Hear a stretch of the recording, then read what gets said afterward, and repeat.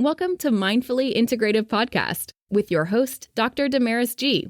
Mindfully Integrative is a podcast discussing ways toward mindfully incorporating integrative health into our lives. This podcast will have informative resources, fun topics, interviews, and discussions relatable for today with a true mindful perspective in a mind-body, holistic life approach.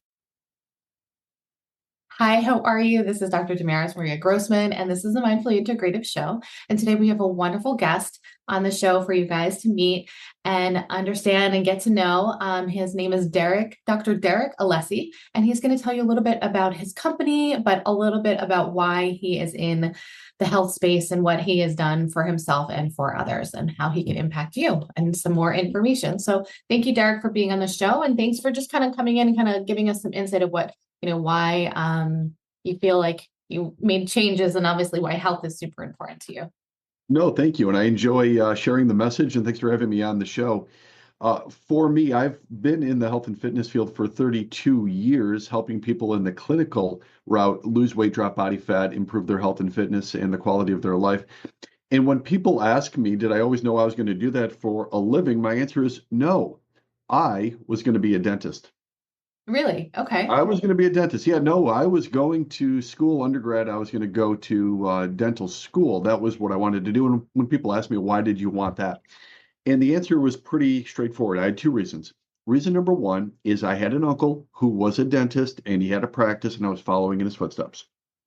Number two is I also was 244 pounds. I had a 44-inch waist when I was a freshman in undergrad.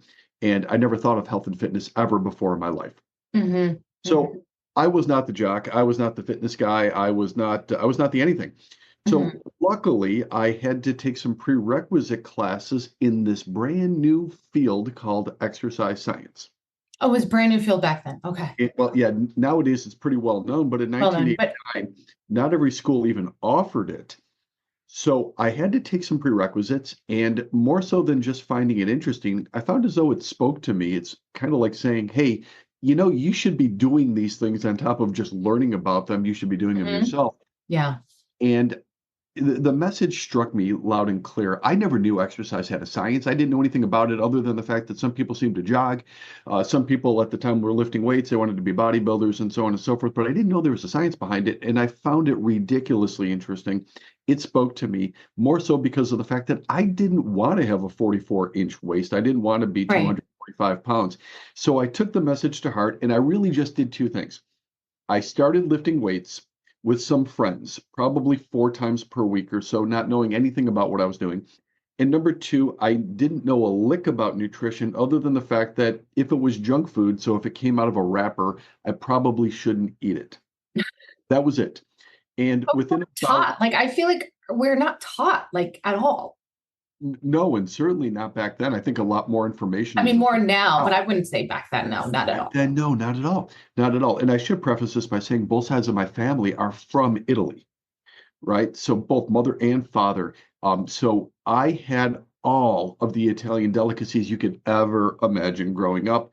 And it seemed to hit me a little bit harder than it hit my siblings. So I was holding a lot of weight. Nonetheless, those two things, just lifting weights, avoiding junk food. And within 1 year, I dropped about 85 pounds and went from being the heaviest kid in my graduating high school class to, as a freshman, the man in my freshman year in undergrad, on the stage of a bodybuilding show. Amazing. In about a year and a half. Now, bodybuilding did not speak to me. I did not like it. I did not like any aspect of it other than the training. I did enjoy that, but I didn't like everything else that went along with it. And I certainly didn't like all the contest prep, tanning, and removing all the hair from your body. God. I mentioned both sides of my family are from Italy, so that was no small task. All of that, posing trunks and everything else that went along, routines and doing like your posing routine, it didn't appeal to me at all.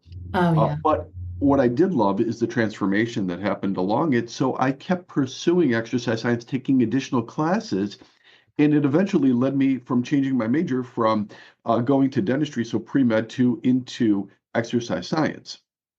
which is then of course, I pursued and got a PhD in exercise science. But that was kind of my transformation. That's how I got into the field. And that was, geez, that was 1989. So it was what, 36-ish years ago that I started that quest. And each and every day, I'm still passionate about it and work in this field in many different ways. And my message always is to try to inspire other people to do the same. I think I think it sounds, I mean, it is important, not even sounds, it is important because it's like, if you can change one person today and then another person, and then you've changed your perspective on it. I mean, back then it probably was quite challenging going through the 90s, trying to get people to like eat differently, and change their thinking. And okay, you do have to exercise this. And I mean, there were so many fads and who knows what. But that must have been, and then it must have been evolved over the years on how to probably transition for each of these, your clients and such. Yeah, it's interesting when there's pros and cons to any time you're trying to do something. So if you want to start with some of the cons, if we're thinking about nothing but diet, we were in the middle of low fat, no fat diets, which was very popular at the time. And when you eat low fat, no fat diets, generally speaking, you're eating a lot more carbohydrate based foods. So all of those things from Snackwell products, low fat things, and so on and so forth were very prevalent. So there's a lot more carbs at the time. So that was the con. If you ask me, like, what are some of the pros of it? When you go back into like the early 1990s and even in the early 2000s, people had a different sense. Number one, most people were a little bit more committed and determined, and they took more ownership. I think now people get distracted a lot easier. Maybe it's the internet, maybe it's the pace of society. Phones. Maybe it's the fact that the mindset isn't quite as developed as it was back then for a lot of people that were more sophisticated, but there was pros and cons to both of it. Nowadays, the challenge is cutting through the clutter, trying to keep people from just trying to do fad things. So if you wanted to kind of relate this to school, a lot of people are cramming for their final exam. They're not studying all year long. They're not going to class, and they're hoping they could just cram for the 2 or 3 days before their final and get a decent grade, which would be equivalent to they're not going to have their health and fitness be consistent. They just want to, at times, crash diet. They want to go on some type of keto. They want to go on some type of intermittent fast. They want to go to the gym 5 times a day for the next 2 weeks because they're crashing before they go on a trip or before the New Year's resolutions or something like that. So I'm always about the message of you want to be a good student. You want to do things consistently, and you don't want to have to cram at any given time. I think that the message of consistency can vary for each one, right? Literally and then the fact that they're not wanting to go and change. I mean, that can be for a variety of reasons. What have you found has been challenging with that? Is it mostly mindset for clients recently? Let's go with Yeah, I would say that's the place to start. Unfortunately, well, maybe all of them is mindset. Maybe the biggest. What do you think is the biggest challenge? You think mindset first? Mindset first. I think I can agree with you on that too. Considering I call the company mindfully integrative. If you don't change the way you think, like seriously. Oh, totally, exactly. That's why I love it. It's mindset. So often people want to jump into strategy. So even before they have the mindset, they already want to start. I mean, I want to do both too, but I get it. Like mindset. Yeah. Why mindset? Yeah. Should I fast? Should I spin? Should I Zumba? They have all these different ideas of what they should be doing. But no, it starts with really the mindset. The mindset is super important. Once again, I think if I'm trying to identify myself as being a good student, I want to do what good students do. So I start with the mindset of I want to be a health and fitness person, even if I haven't been. So even if I haven't been, I first must decide why it's important to me, what my objective is. Secondly, I have to realize that I am the person in control of this. So I'm taking responsibility and ownership of it. It's not society. I can't just blame society. I can't just blame government or big food or big pharma, or I can't blame my spouse or my kids. I can't blame my coworkers. I'm putting the food into my body. I'm deciding when to exercise. So I'm taking extreme ownership of it, which is liberating. And lastly, I have to believe that I could pull this off. This is not impossible. I'm not trying to go to the moon by myself here. I'm just trying to change my behaviors. And the longer I do it, the easier it becomes, and I become more consistent, and I identify even stronger as this healthy, fit person, even though I hadn't been earlier in my life. So the mindset, even before the strategy, is where I think most people should start, and it's where they lack. I can agree with you on that. I think the lacking, the just not understanding what needs to be done, or just like they teeter off toward when it gets hard, or like, oh, wait, I plateaued, or I can't even do it. And then it's a done deal. What have you noticed, like, well, not even just for your clients, but just for you lately, that you changed it? Like, has it changed for you over the years for yourself? Or for the most part, have you had a pretty consistent routine for them? Like for your, like since you lost all that weight, did you do a pretty consistent, like, are you got a regimented thing, or do you change it up now as you've gotten older? Well, my staff calls me the robot. You have a pretty set foods, pretty set things, right? Yeah, so I can assure you that I'm not a robot. In fact, that's my story to a lot of the clients. They say, well, it seems so easy for you. Yeah, but what I'm doing is I'm giving you the after version of practicing this for over 30 years. Of course, like anything else, like learning a foreign language, like learning a musical instrument, like learning a sport or playing golf, of course, I should get better with this over time. That's the goal. The goal isn't to make it harder on yourself. The goal is to make it easier on yourself. And that's the great part about habits. The longer you practice them and the longer you do them and the longer you work on improving them, the easier it becomes. So at this stage, if I were to eat or drink something poorly, it's because I decided to do it in advance. Where growing up, oh my goodness, it was just part of my everyday life. So to give you an example of it, I mentioned that both sides of my family were from Italy, and my mother would make these things of pasta and Italian delicacies and the giugiolinis and the cuccindatis and all these Italian cookies. And at first it was like, oh my goodness, how can I go like 2 days without this stuff? 2 days, right? I was scared to death. I was scared out of my mind of going like a day or two without some of these things because I always had them. Yeah, And it yeah. turns out that humans can survive longer than a day or two without all of these Italian delicacies. Without the sugars and all the good stuff, right? Yeah. Right, right. Yeah, your But mind over matter for sure. It's really understanding it. it is. And in the beginning, people are so scared of that. Oh my, I always eat or drink this thing. Are you saying I can't do it today? That's impossible. I'll never survive. You Right. will survive. You will definitely survive. But you have to get over the mindset that you can and you will. And once you do that, it becomes easier, not harder. So that has been the philosophy, not only that I teach, but also too, I try to live by that passion to make each day easier than the next. Mhm.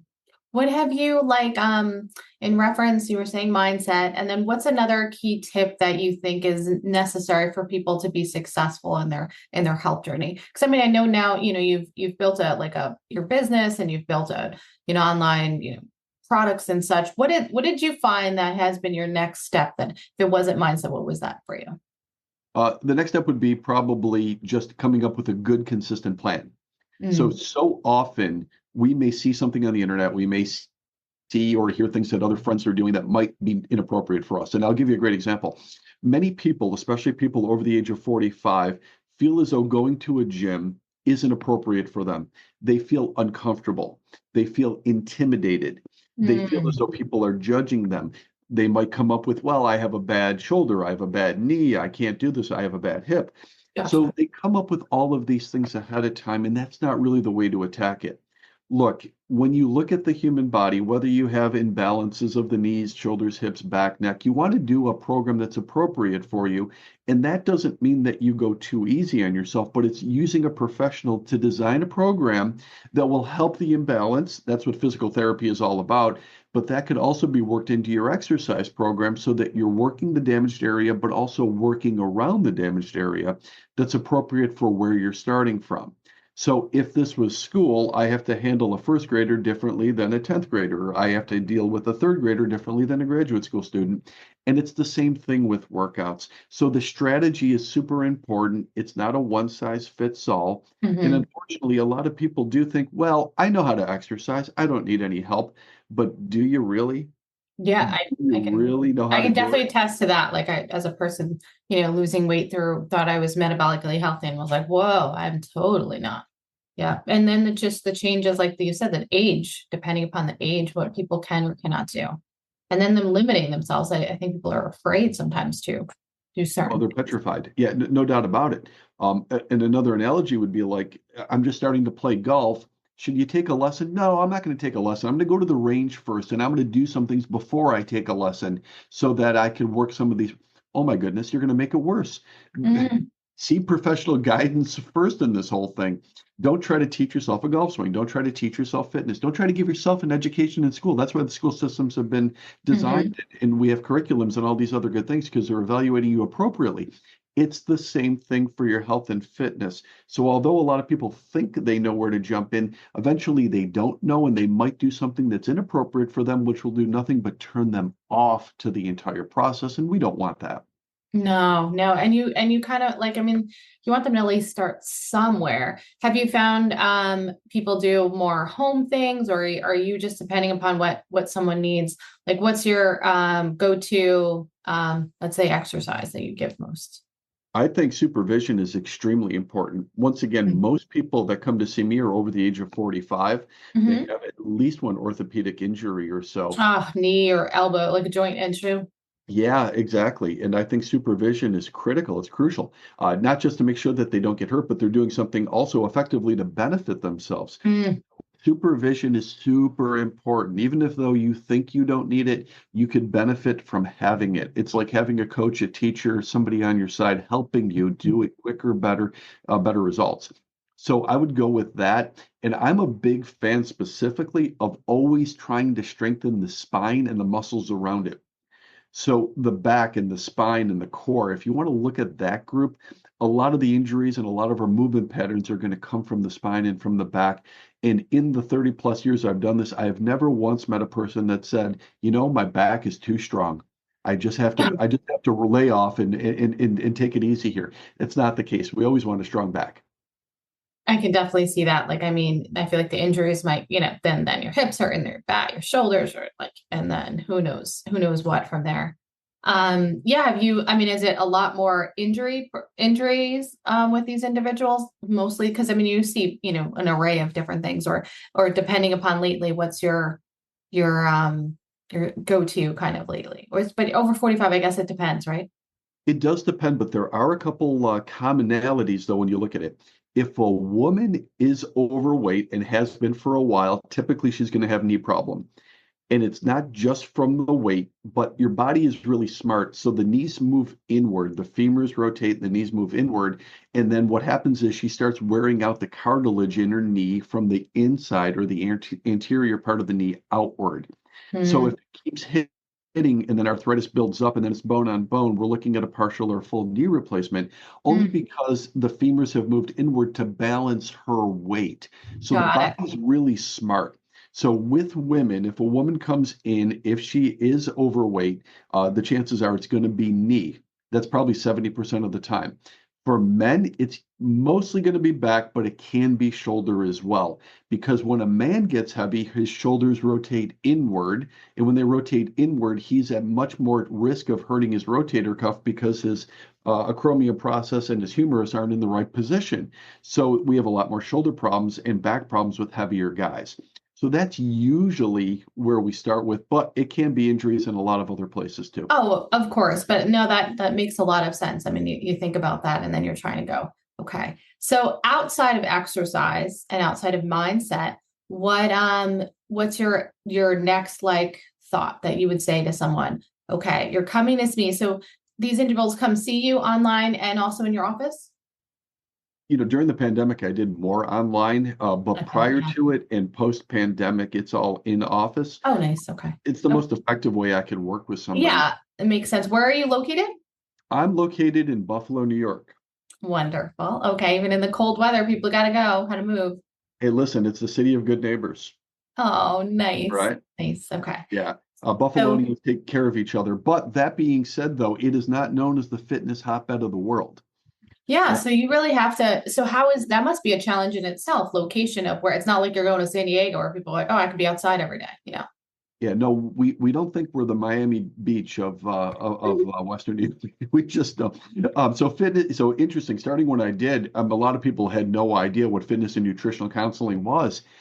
This wasn't something popularized in Buffalo, although certain individuals that are maybe type A personality and more successful sought my services out earlier on than ever before. But now it's pretty much a crossbreed of all types of populations. A lot of people that are retirees come to see me, but also too a lot of busy office workers come to see me too. So it's evolved over time. The next phase, of course, I would get into is cleaning up their diet. Mm. Critical. Something that's not taught early enough in a person's life, and unfortunately too many bad habits were going to creep in. So we want to clean that up because they're going to have to consume food the rest of their life, and we want to make it good stuff. Yeah, I mean, you're the one to come to. I mean, that's a significant, life transformation for you, not just like, physically, but just mentally, just having to go through that. So people have to understand how to kind of navigate that. I mean, I feel like I have that conversation quite often with people with, you think and then they're like, oh, wait, what's in your pantry? Like, Yeah, you'd be okay. surprised, right? I do have a couple quick tips on that. In fact, Yeah. as pantries Yeah. keep getting bigger, so does our waistline. The things in a pantry in general are going to be things that increase your blood sugar and your insulin. So I always tell people the refrigerator, which of course people are scared to death of the refrigerator, but the refrigerator is going to have a lot of good things in it. The pantry is going to have nothing good for you in it. So Most of stay out it of the is pantry. processed. Right, exactly. It's Most of processed, it is it's grains, processed. it's shelf stable, it's not essential, it's not a whole food in there. So big refrigerators, small pantries, and you're going to have a smaller waste. Makes a lot of sense. I think what happens is, you ask people what they even have, and then they go, "Oh, I've got this, and they've got this," and you just go, "Okay." Do you probably start off with just telling them, "Did you read the label, or is there no label?" Yeah, right, exactly. If there's no label, it's a pretty good thing because it's a whole food. You Um, hope so, right? Right. yeah. One person said to me, "Oh my God, you find this joking." So I said, I had one of those quick conversations with someone, and then someone said, "Well, I was at the bakery and it was a cake and it didn't have a label. Does that mean it's good?" Can you believe? And she was wholeheartedly not even laughing. She goes, "That means it's okay, right? It's whole." I just didn't even know what to say. Well, she had a point, and it's a good joke, but nonetheless, it won't help her. Right, right, exactly. It was like, oh goodness, oh goodness. I like that. I'm going to use that one. I know, I couldn't believe it. And then I kind of stopped there and I said, "You have a point, but just because it's a croissant sitting there with no label does not mean that might have been the right one or a cake." So we joked about that. So what would you like to leave the audience before we go? I mean, I want to make sure that, they get the most out of our conversation and also just want to get to know more about you. Yeah, well, I think this. In fact, if you want to prioritize one thing, I would prioritize your food. In fact, even the company that I started, Strength Genesis, which is now a 7-year-old company, was all designed around getting the best possible quality food and food supplements into your body because I'm a huge fan of putting the best possible fuel in the body. So a couple things to point out. Everybody's taken a protein powder, or at least most people has taken a protein powder before. Yeah. We import ours from New Zealand. So Hey, it's tell me New why Zealand. is that? I saw that. I was going to ask you about that. Yeah, no, it's a big thing because it's grass fed. And now a lot of people will ask me, yes, but you can get grass fed protein from the United States, and you Mhm. can. Here's the difference. Yeah. Grass fed in New Zealand, and New Zealand has the highest standards in the world. If they call it grass fed, it's grass fed 100% of the feeding time. 100%. Mm. So better protein, better B vitamins, more biotin, better assimilation rates. So quality sources of clean protein. In the US, grass fed means it's just hitting a standard of 4% of the feeding time or more. Really? That's it. Goodness. 4 Goodness. That's a compared to huge 100. difference. Huge difference. Huge difference. So that is one thing. And also, too, the protein is so light and fluffy. It's just pure and delicious, and we love it. Also, we bring in what we call the world's greatest cooking oil, which is cold pressed macadamia nut oil from Australia. It Hmm. is ridiculously delicious, so it's rich and buttery, but the omega-3 profile is even stronger than that of olive oil. Oh, And excellent. it holds up to a higher temperature than olive oil. So olive oil is a great oil. As I mentioned, both sides of my family are from Italy. It's a great oil, but it's not a great cooking oil where the macadamia nut oil outshines it in every way, in temperature, in omega-3s, and in taste. So those are the types of ingredients. That's the type of thing that we get really interested in. And lastly, we have this Origin keto salad dressing that is made with 100% extra virgin olive oil that has been ridiculously hot and popular lately. We haven't been able to produce enough of it. Oh, Uh, nice. and this salad dressing, you do not need to refrigerate after opening. It's the only dressing of its kind that you don't need to refrigerate. And it's because there are no other bad oils that can oxidize and go rancid. There's no canola oil in it. There's no soybean oil in it. There's no preservatives in it. It's just made from 100% extra virgin olive oil, red wine vinegar, and spices. And you could put it right on your countertop afterwards. It's that pure. So Mm. all of those things we have at strengthgenesis.com, ingredients do matter. And lastly, I package everything in sustainable packaging. And the reason why that matters is if you've ever walked into a supplement store, there's all of these big, obnoxious plastic containers of protein and pills and capsules and vitamins and all these things. Plastic toxicity is awful because all of these microplastics are petroleum byproducts. Mm. Increases dementia risk, increases obesity risk. You don't want it in your body. You don't want it in the environment. So we put everything in glass, metal, or paper to make sure that there's no plastic involved. Oh, that's excellent. So that's less of an environmental toxins around. And then we can go on a whole topic of that alone.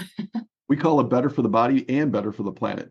I can't wait to check that out. And I also will put that obviously in the show notes for those individuals to, reach out to you and to get to try one of those. I'd love to try the protein and the not the dressing. I think I definitely want to try that macadamia oil. It sounds absolutely delightful.